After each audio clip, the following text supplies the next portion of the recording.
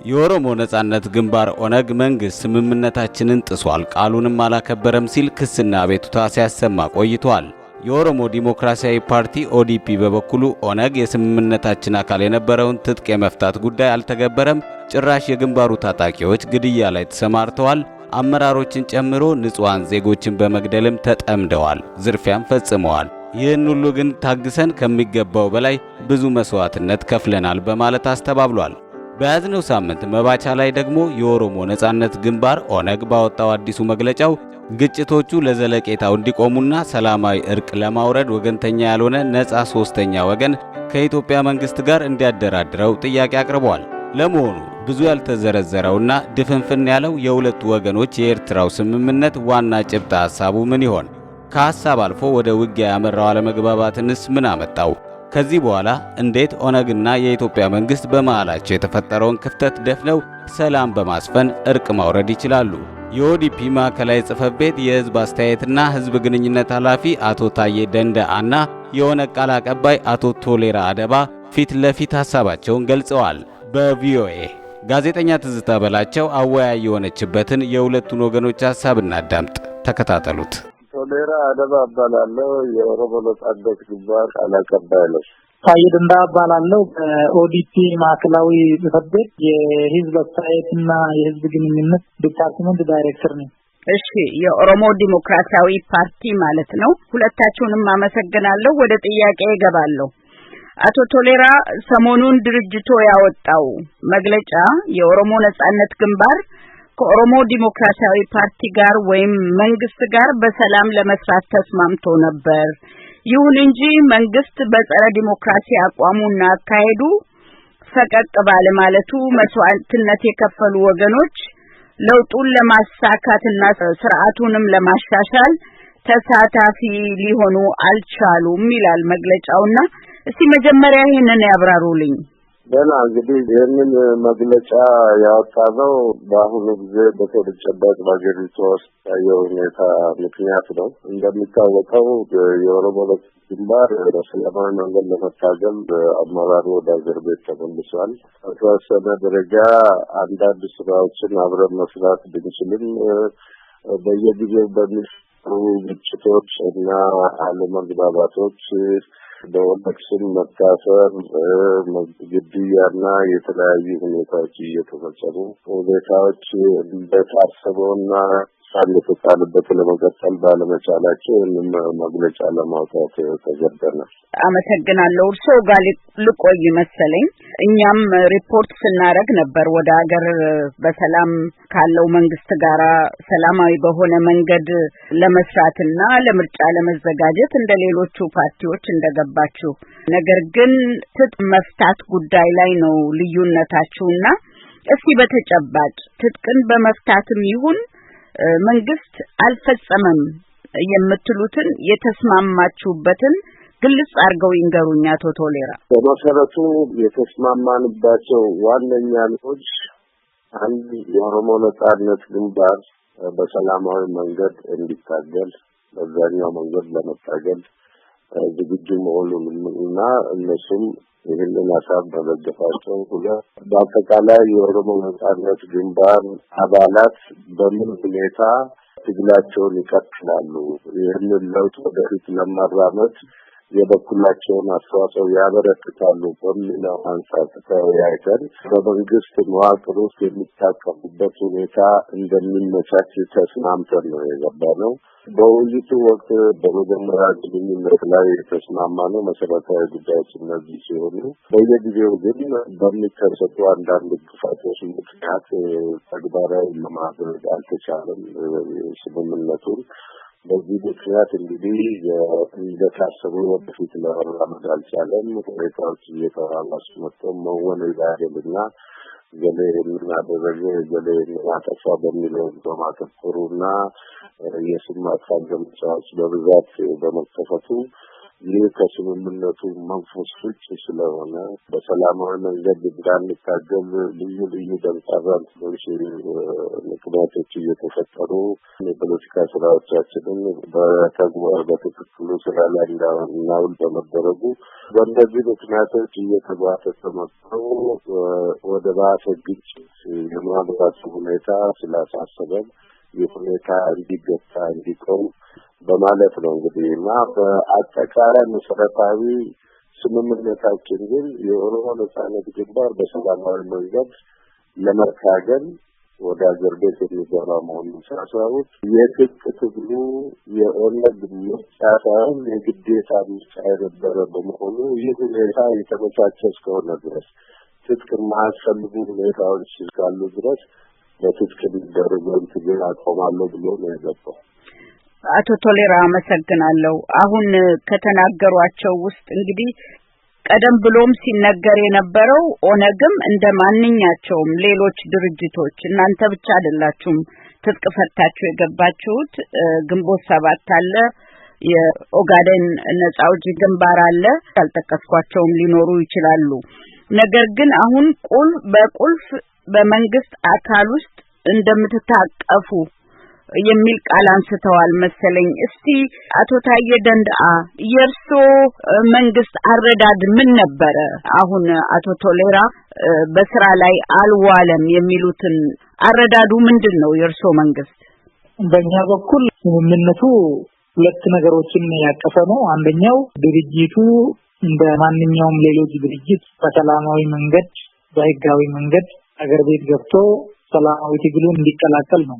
ሁለተኛው ደግሞ አሉኝ የሚላቸው የሰራዊት አባላት ሰልጥነው ስልጠና ተሰጥቷቸው አቅሙና ፍላጎቱ ያላቸው መስፈርቱን የሚያሟሉ ከክልሉ የጸጥታ መዋቅር እንዲታቀፉ ከዛ በፍላጎትም ተለያየ ምክንያቱም የማይመጥን አቋም ያላቸው ደግሞ መንግስት ያቅሙን ድጎማ አድርጎላቸው የራሳቸውን ህይወት የሚመሩበትን ሁኔታ ማመቻቸት ነው የነበረው። ስምምነት የገቡ 1300 የሰራዊት አባላት ነበሩ። ከነዛ 700 ያክሉ በክልል ፖሊስ እንዲታቀፉ ተደርጓል። ከዛ የቀሩት ሌላ የተለየ ስልጠና ተሰጥቷቸው መንግስት ድጎማ አድርገው በየአካባቢያቸው እንዲሰማሩ ተደርጓል እና ስምምነቱ የነበረው ከዚህ የተለየ ነገር የለም። የተለየ ስምምነት ለማስመሰል የሚሞከርበት ሁኔታ ነበረ። ግን በቀጥታ ሁሉም ኢትዮጵያዊ ማወቅ የሚገባው ስምምነቱ የተለየ ነገር አይደለም። የመጡት በሰላማዊ መንገድ ለመታገል ነው፣ ለውጡን ለመደገፍ ነው። የሰራዊታቸው ደግሞ የትጥቅ ፈተው ገብተው ታድሶ ወስደው ወደ ክልል የጸጥታ ኃይል እንዲቀላቀሉ ተቀላቅሎ ሌላውን ደግሞ በመንግስት ድጋፍ ህይወቱን ሊመራበት መንገድ እንዲመቻችለት ስምምነቱ የተፈቀደ ማለት ነው። የኦነግ ቃል አቀባይ አቶ ሌራ አዳባ አቶ ታዬ አሁን ለሰጡኝ መልስ ምን ይላሉ? የተለየ ነገር አለ ሲላል የተለየ ስለሆነ ግን መረዳት ያለብን ምንድነው የኦነግ ሰራዊት ትጥቅ ይፈታል የሚል ስምምነት የለም። የኦሮሞ ነጻነት ሰራዊት መንግስት መዋቅር ውስጥ ይታቀፋል።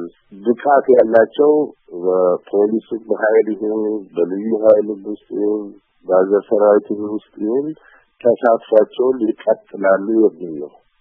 ያ እስከሆነ ድረስ እንግዲህ ሰራዊቱ የበለጠም ሰልጥኖ የበለጠም ከልዩ ልዩ የጦር መሳሪያ ጋር ተዋውቆ የበለጠ ታጥቆ ሊወጣ የሚችልበት ሁኔታ ነው ያለው እና አሁን አጨቃጫቂ የሆነው ሁኔታውን በጥልቀት ያልተረዱ ሰዎች ትጥቅ መፍታት የሚለውን ብቻ ከውስጥ መርዘው መፍታት አለበት የሚል ነው። ይህ መፍታት ደግሞ ሌላ አይነት ትርጉም የሚሰጥ በመሆኑ ነው እንጂ መንፈሱ የኦሮሞ ነጻነት ሰራዊት በመንግስት መዋቅር ውስጥ የሚታቀፈው ይታቀፋል፣ ያ ደግሞ ይታጠቃል ማለት ነው።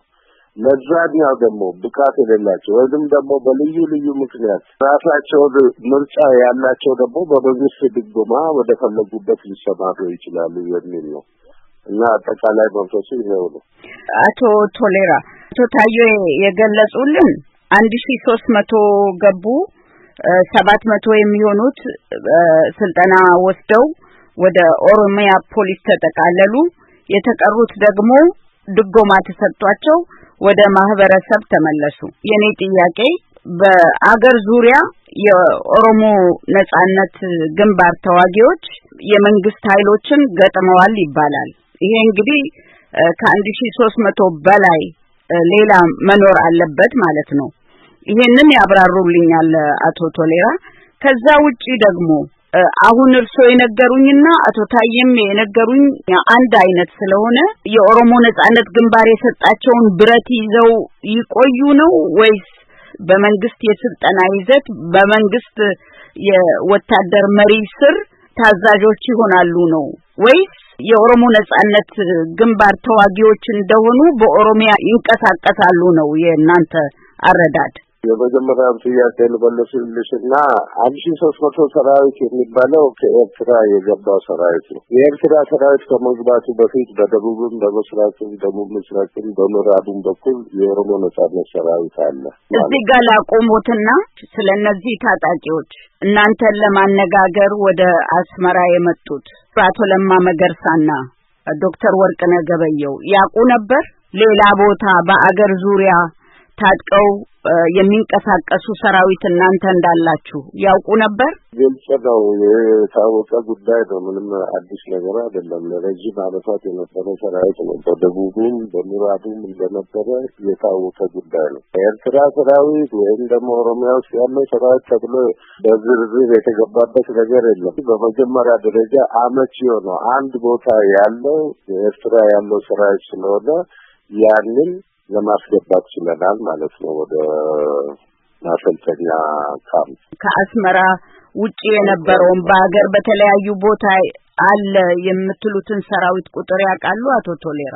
ያላውቀውም ቁጥሩን ነው ብዬ ለመናገር አልችልም። አቶ ታዬ ምን ስምምነት ተደረሰ ስለነዚህ በየቦታው ተሰራጭተው ስለነበሩ የኦሮሞ ነጻነት ግንባር ተዋጊዎች? ከኤርትራ እንደመጡ በ15 ቀን ጊዜ ውስጥ በየቦታው የነበረው ሰራዊት ከኤርትራ ከመጣው ጋር ተቀላቅሎ ካምፕ ገብተው ስልጠና ወስደው ወደ መንግስት የሚቀላቀለው ተቀላቅሎ ሌላው ወደ ህብረተሰቡ እንዲመለስ ነው የነበረው ስምምነት እና በተለያየ ጊዜ እንግዲህ ዴድላይኖቹ 3-4 ጊዜ ነው የተቀየረው በእነሱ።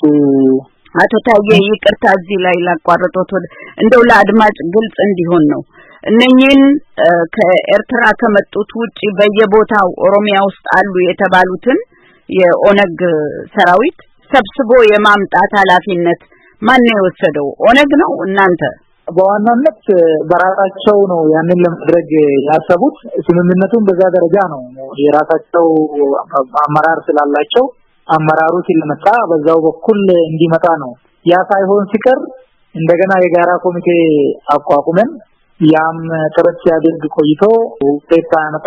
የመጨረሻ ዴድላይኑ ባለፈው ታህሳስ 5 ነው የነበረውና አልቻልኩም ብሎ መግለጫ የሰጠው። ኦነግ ልሰበስባቸው አልቻልኩም ብሎ መግለጫ ሰጠ።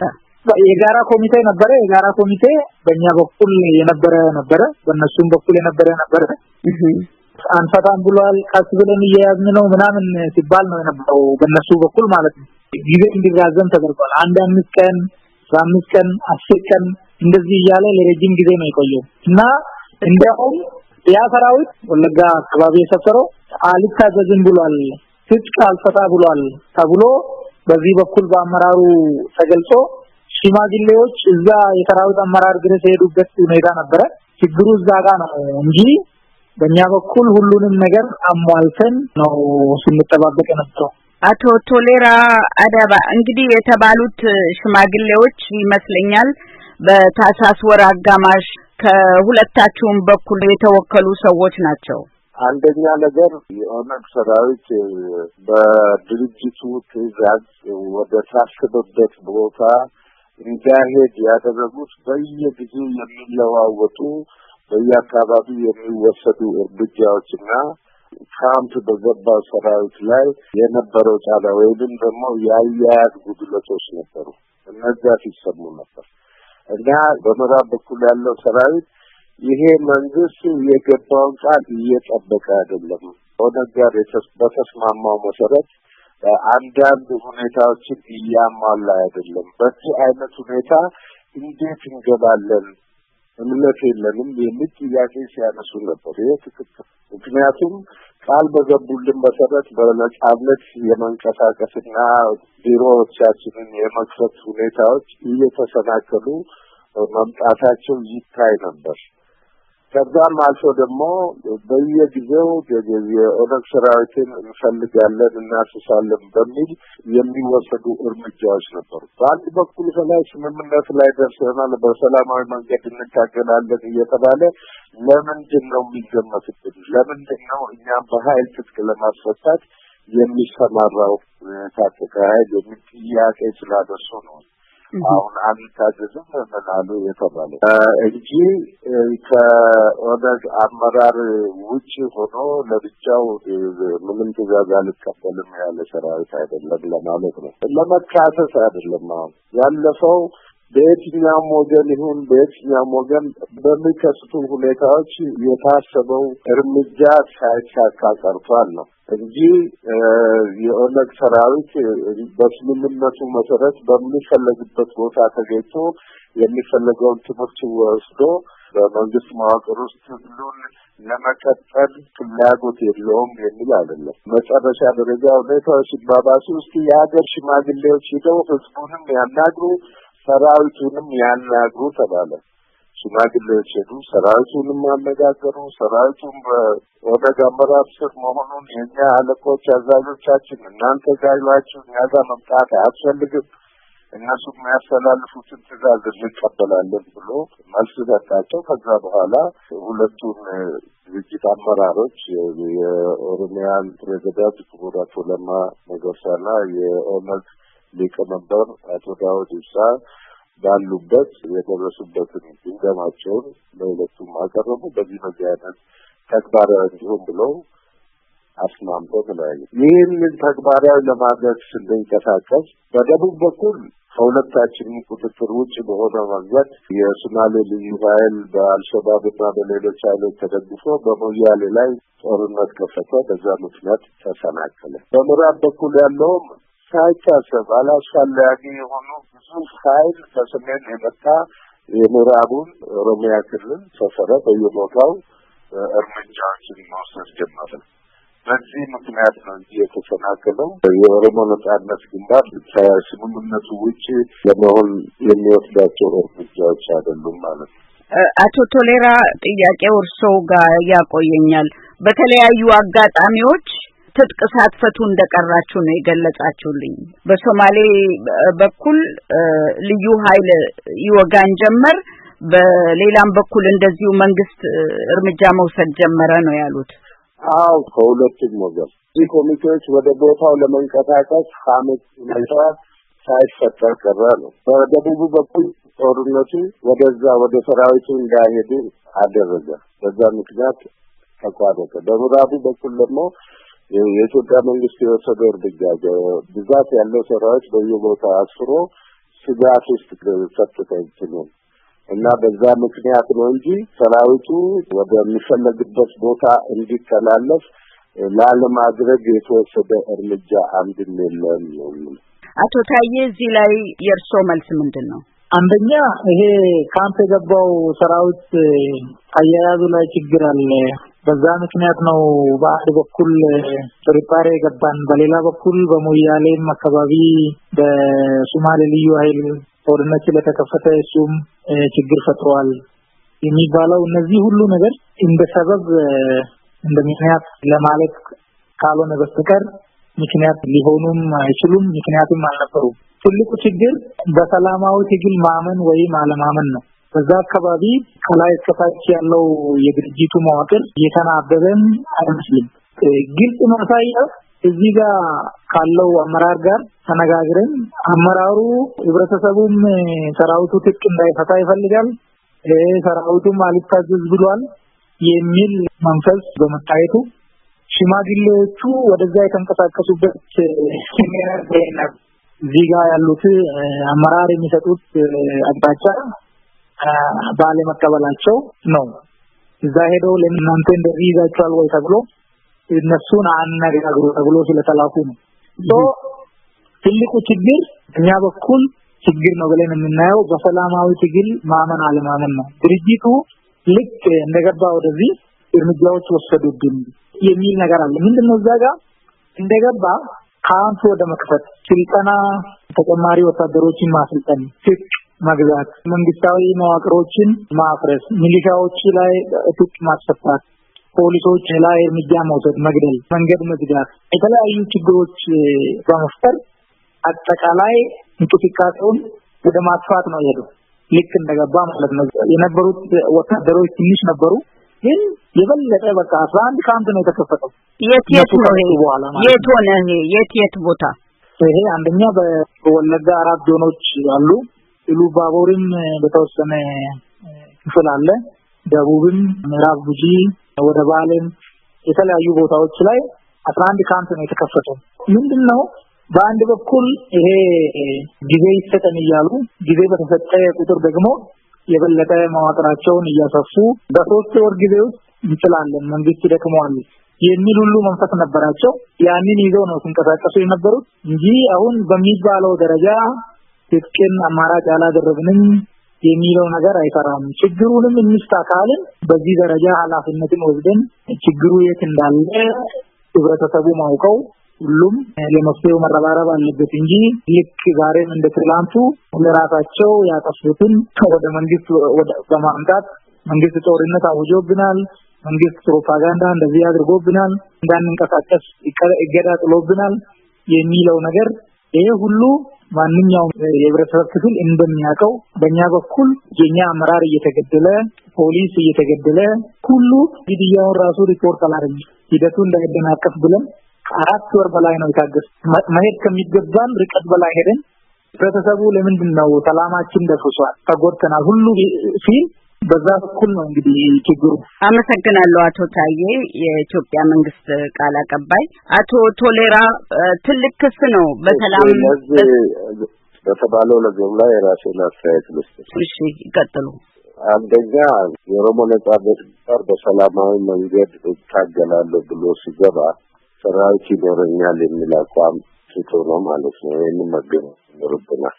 የሚቀርቡብን ክሶች ለምሳሌ አንዱን በውስጥ የመንግስትን መዋቅር አፈራረሱብን የሚለው እንደሚታወቀው ኦነግ ከመግባቱ በፊት በምስራቅ በደቡብ ምስራቅና በደቡብ በኩል ሰፊ ጦርነት ተከፍቶ ሲካሄድ ነበር በኦሮሞ ሕዝብ ላይ በሚሊዮን የሚቆጠር ሕዝብ ነው። በጦርነቱ ምክንያት ያደረባቸው የመንግስት ሰራተኞች በሙሉ አስተማሪዎች፣ የጤና ባለሙያዎች፣ በልዩ ልዩ መዋቅር ውስጥ የታቀፉ ሰራተኞች በሙሉ ለቀው ወጥተዋል። በተጨማሪ ለ3-4 ዓመት ሲካሄድ በነበረው የህዝብ አመት አሞ የነበረባቸው ሰዎች ሰጥተው አካባቢውን ለቀው ወጥተዋል። ከዛ በኋላ የተተካም ሰው የለም። በዛ ምክንያት ነው እንጂ ኦነግ ገብቶ ያፈራረሰው ምንም ነገር የለም። አንድ ይሄ ነው ግልጽ መሆን ያለበት መታወቅ ያለበት። እንዲያውም ኦነግ ከገባ በኋላ መንግስት ሰራተኞች ጋር በመተባበር ከአካባቢው ህዝቦች ጋር በመተባበር ሁኔታዎች ቦታቸው እንዲመለሱ ስትሰራ ነበር። የኦነግ አመራር በኦሮሚያ ሲንቀሳቀስ በነበረበት ጊዜ አንድም ጊዜ የድርጅት ስም ሳይጠራ ትላንትና በተፈጸመው ድርጊት ለመበቀል እንዳይነሳሳ ህዝቡ ተቻችሎ እንዴት የሚለውጥ ወደፊት ማራመድ እንዳለብን እንዲያስብ ስንመክር ስናነሳሳ ነው። ያ ሁሉ ሲሆን እንግዲህ በመንግስት በኩል የተደረገ ምንም ነገር የለም ለማለት አይደለም። አንዳንድ አካባቢዎች ተግባብተን የሰራንባቸው ቦታዎች አሉ፣ የማንክደው ጉዳይ ነው።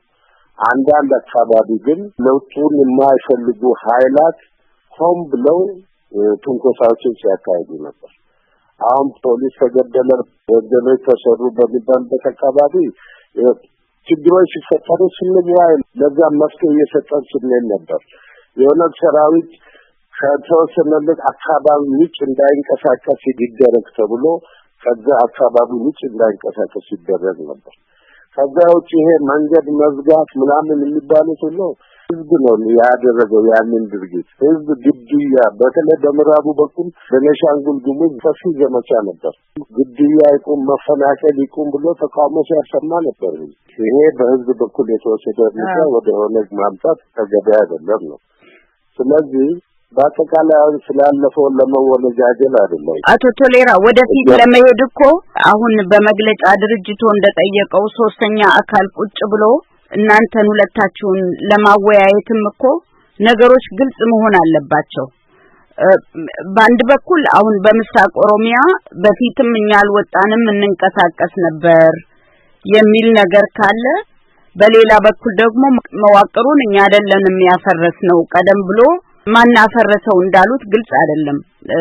ሰዎችን የሚገሉ መዋቅሮችን የሚያፈራርሱ በምስራቅ ኦሮሚያ በደቡብ በኩል ያለውን ማን እንደዚህ ህዝብ ላይ ጉዳት እንደሚያደርስ በግልጽ እሱም አላስቀመጡም። ይቅርታ አስቀምጫለሁ። በዛ በኩል የሱባሌ ልዩ ኃይል ጦርነት ሲያካሄድ አልነበረም እንዴ? በድንበር አካባቢ የነበሩ ትምህርት ቤቶች ዝግ እንደሆኑ በራሳቸው ሬዲዮ ሲዘገብ አልነበረም እንዴ? ስለዚህ የእናንተ ሰራዊት አይደለም አሁን አቶ ታዬ ደንዳአ የገለጹት ትክክል አይደለም የኛ አይደለም ነው ትክክል አይደለም። እኛ እንደውም በአንጻሩ በምዕራብ በኩል ነው ችግር ጎልቶ የታየው ችግር በዛ በኩል ነው የሚባለው አይደል? እዛ በኩል ራሱ የኦነግ አመራር ሄደው ከአመራሮቻቸው ጋር ከወረዳ አስተዳዳሪዎች ይሁኑ ከንቲባዎች ይሁኑ ጋር በመልካም አቀባበል አድርገውላቸው እርስ በራሳቸው ተወያይተው እንዴት መረጋጋትና ሰላም እንደሚወርድ ለህዝቡ ገለጻ ሲያደርጉ ነበር። ሁለቱም የኦነግ አመራር አባላትን የነሱም የተመደቡ የመንግስት ሰራተኞችና ካድሬዎች እና ይሄ ችግር ተደጋግሞ እንዲነሳ የተደረገበት ምክንያት በመደናቀፉ ነው። የተደናቀፈው ደግሞ አላስፈላጊ የሆኑ እርምጃዎች በመወሰዳቸው አንድ ሁለት ደግሞ አላስፈላጊ የሆኑ የፕሮፓጋንዳ ዘመቻዎች መካሄዳቸው ነው እንጂ የኦሮሞ ነጻነት ግንባር የገባው ስምምነት ለመጣስ ብሎ ያደረገው ሁኔታ ወይም ድርጊት አይደለም። እሺ ወደ ማጠቃለያው እየሄድን ነው። አቶ ቶሌራ አዳባ አባ ቶርቤ ወይን ባለሳምንት እያለ የመንግስት ሰራተኞችን በመግደል ስለሚከሰሰው ኃይል ምን የሚያውቁት ነገር አለ? ድርጅቱ ምን ያውቃል? የኦሮሞ ነጻነት ግንባር እንግዲህ ራሱ ያደራጀው ሰራዊት አለ። የኦሮሞ ነጻነት ሰራዊት ይባላል። ከዛ ውጪ ሌላ ኃይል አደራጅቶ የዚህ አይነት ድርጊቶችን የሚፈጽሙበት ምክንያት የለም። አላደረገም፣ አያደርገውም ወደፊት እንጂ። እሺ አቶ ታዬ ደንዳአ እዚህ ላይ እሱ አስተያየት አለዎት? እሱ ላይም አስተያየት አለኝ። ግን ቀደም ሲል አቶ ቶሌራ ባነሳቸው ጉዳዮች ላይ አንዳንድ አስተያየት መስጠት ይፈልጋለሁ። እሺ አንደኛው መዋቅር ከመፍረስ ጋር ተያይዞ የመንግስት መዋቅር የፈረሰው ቀደም ሲል ነው በህዝብ አመጽ ነው የሚል ነው ያነሱት። ይሄ በጣም ከእውነት የራቀ ነው። ምክንያቱም የህዝብ አመጽ የነበረው በአጠቃላይ ኦሮሚያ ነው እናንተም እንደምታውቁት። ግን የመንግስት መዋቅር የፈረሰው አካባቢዎች ወለጋና ምስራቅ ጉጂ ምዕራብ ጉጂ አካባቢ ብቻ ነው። ይሄ በራሱ የሚያሳየው ምንድነው? ማን እያፈረሰ እንደሆነ፣ ማን ከሚሊሻ ትጥቅ እየፈታ እንደሆነ፣ ማን ፖሊሶችን እየገደለ እንደሆነ በግልጽ የሚታወቅ ነው ማለት ነው። በዚህ ላይ እየተወሻሸን ለችግር መፍትሄ መስጠት ስለማይቻል እቺን እውነት ህዝብን ማወቅ አለበት። ቀደም ሲል የፈረሰ መዋቅር የለም ማለት ነው። በሌላ በኩል መንገድ የተዘጋው የተደረገው በህዝብ ነው። በተለይ ከቤኒሻንጉል ጋር ተያይዞ እዚህ አካባቢ የተፈጸሙ ወንጀሎች አሉ።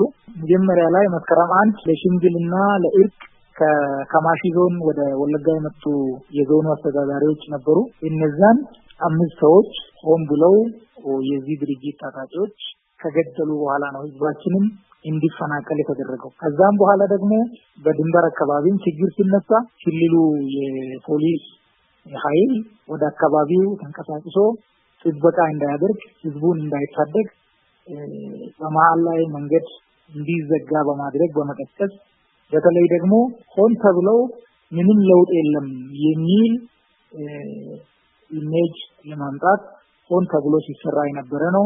መካሰስ ጥሩ አይደለም እያልን ወደፊት መፍትሄ መፈለግ አለብን እያልን ግን ሌላ ያልተገባ እኛ እንደውም እነዚህ ሁሉ ያላነሳ ነው በሰላም ሂደቱ በውይይት ሂደቱ ችግር እንዳያጋጥም ብለን 30 አመራር ሲገደል ምንም ያላል ይሄ ሁሉ እየታወቀ በዚህ አካባቢ የማይደረግ ነገር ማለት ጥሩ አይደለም። በሌላ በኩል ይሄ አባት ወርቤ የሚባለው ራሱ የድርጅቱ አካል ነው።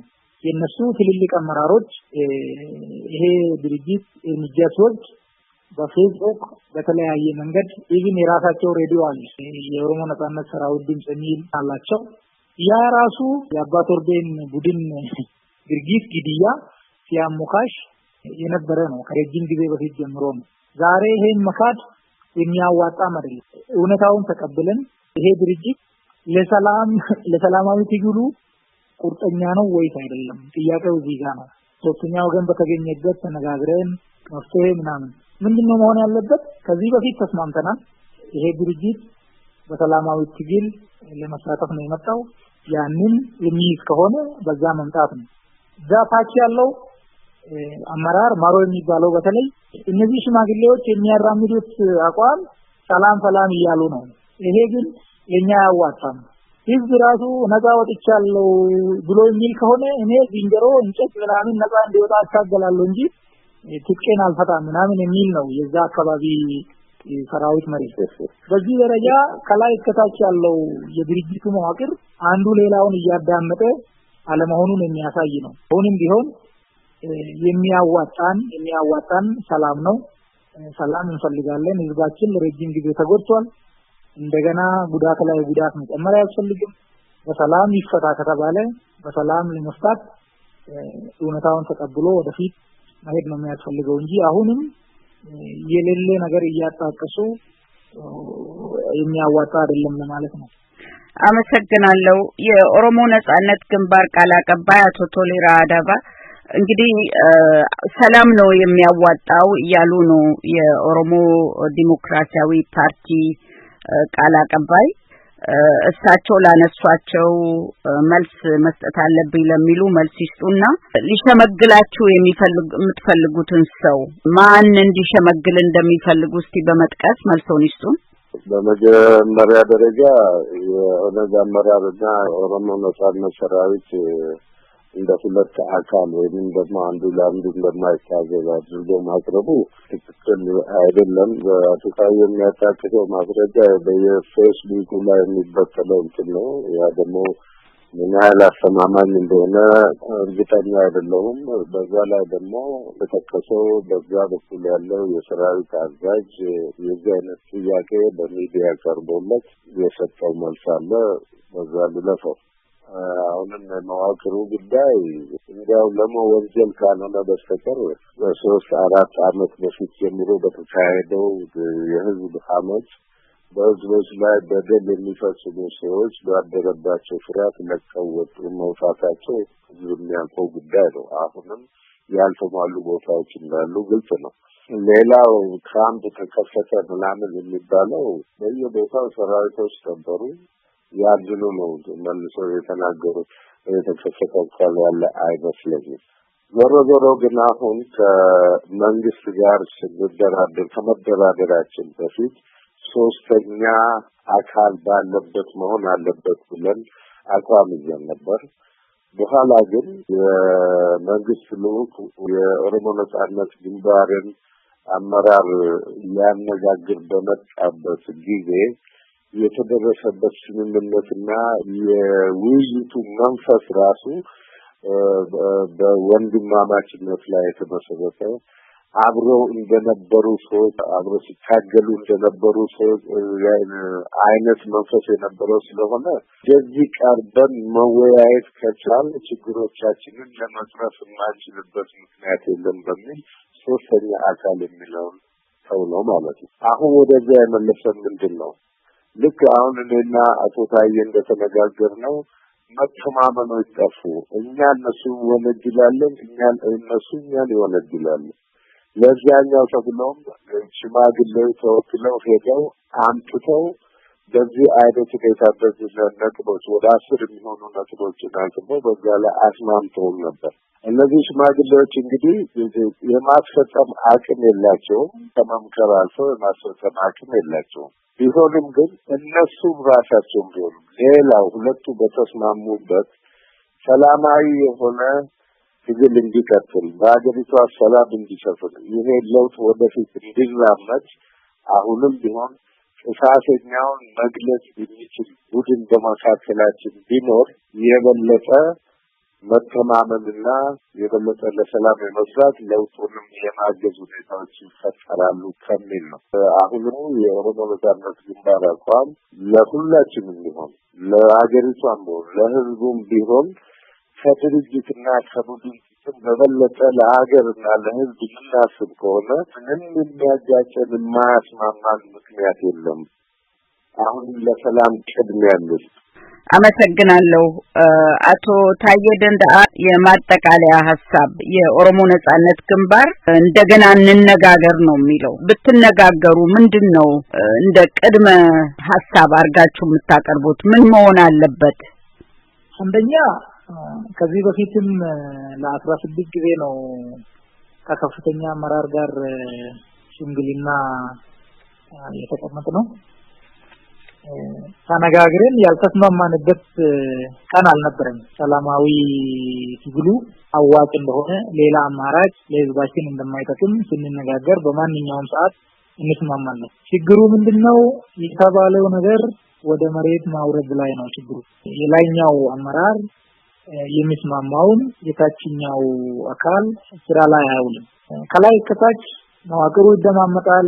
ሁሉም ነገር በላይኛው አመራር ትዕዛዝ ነው እየተሰራ ያለው የሚሉ ከሆነ ቶሌራ ትምህርት ቤቶች እንዲዘጉ ተደርገው የ14 የ12 የ13 ዓመት ህፃናት ለውትድርና ተመልምሎ ስልጠና የሚገቡበት ለእናቶች የተመደበ አምቡላንስ ተዘርፈው ለሌላ ለነሱ ወታደራዊ አገልግሎት የሚውልበት መንገዶች የሚዘጉበት ህዝብና በዚያውም ደግሞ የመንግስት ሰራተኞች የሚገደሉበት ይሄ ሁሉ በእኛ ትዕዛዝ ነው የተሰራው የሚሉ ከሆነ ይሄ ጥሩ ነው፣ ምን ችግር የለም፣ ጥሩ መረጃ ነው። በዚህ ላይ ግን ከዚህ በኋላ ወደፊት ለመሄድ የሚያስፈልገው ነገር አንድና አንድ ብቻ ነው። ገና ተነጋግረን የምናስቀምጠው የመግባቢያ ሰነድ አይኖርም።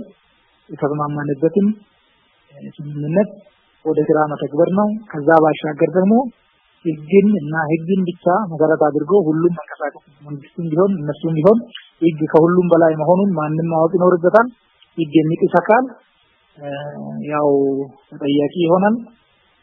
ለሰላም ቅድሚያ እንሰጣለን። አሁንም ግን ተነጋግረን ወዴት እንደሚሄድ ምን ላይ እንደምንነጋገርም አሁን እኔና እሳቸው ስናወራ የተስማማንባቸው አንድ ሁለት ነጥብ ብቻ ነው። ከዛ ባሻገር እሳቸው እኛን ይከሳሉ በዛ ደረጃ። ይሄ ደግሞ ግልጽ በሆነ ህብረተሰቡን በሚያውቀው ሁኔታ ላይ ስለሆነ ዞሮ አሁን ባለው ሁኔታ ማንኛውንም አማራጭ ያው ከሰላም የሚበልጥ ነገር የለም። ለንግግሩም እኛ ዝግጁ ነን።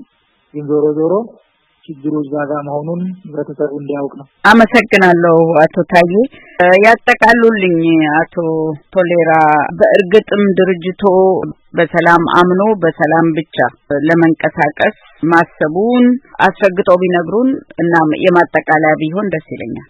እሺ፣ አመሰግናለሁ። እንግዲህ አዳዲስ ክሶችን እየጨማመረ ስለመጣ ለዛ ሁሉ መልስ መስጠት ያዳግታል። ዋነኛው ነገር ግን ማንኛውም ዲሞክራሲን፣ ፍትህን፣ ነጻነትን የሚፈልግ አካል ያለው ሁኔታ በተጨባጭ ኦሮሚያ ውስጥ ያለው ሁኔታ መገንዘብ ይችላል። እኛ ለህዝቡን እንታገላለን እያልን የምንዘርፈውና የምንገለው ከሆነ አላማችን ይስጠናል ማለት ነው። በኢትዮጵያ ፖለቲካ ውስጥ እንግዲህ የተለመደ ባህል ምንድነው? አንደኛውን ጠልፎ የማለፍ ሁኔታ ነው። ከዛ እስካልተላቀቅን ድረስ አስቸጋሪ ይሆናል ሁኔታው። በዚህም በተጨማሪ ለማሳወቅ ወይም ደግሞ ህዝብ እንዲገነዘበው የምፈልገው እውነተኛው ነገር የኦሮሞ ነጻነት ግንባር መጀመሪያውን ቢሆን ትጥቅ እንዲያነሳ ያስገደደው መንግስት ነው እንጂ ምርጫ አድርጎት አይደለም። በግዴታ ምርጫ ነው። ሁኔታዎች አመቺ ናቸው ብሎ ስላመነበት ደግሞ ወደ አገር ቤት ተመልሶ ከህዝብ ጋር ለመታገል ትግሉን ለመቀጠል ተስማምቶ ገብቷል። ወደ ኋላ የሚመለስበት ምክንያት የለም። የኦሮሞ ነጻነት ግንባር አመራርን ከሌሎች በተለየ መልኩ የራሴን ሰራዊት ኖሮኝ ትግሌን እቀጥላለሁ ብሎ የሚሳለም አይሆንም ማለት ነው። ይህ መሰረታዊ ሀሳብ እስካለ ድረስ ምንም የማያስማሙን ሁኔታዎች ስለሌሉ አሁን በፊትም እንደምስናደርግ እንደነበረው እየተወያየን መፍትሄ እየሰጠን ስንሄድ እንደነበረው ሁሉ አሁንም ለሰላም ቅድሚያ ሰጠን በየአካባቢው የሚከሰቱትን ግጭቶች በመከላከያ ሰራዊት የተወሰደው እርምጃ ይቆም ነው የኛ ጥያቄ። ይሄ ከቆመ የገባነው ስምምነት የማይተገበርበት ምንም ምክንያት የለም ነው።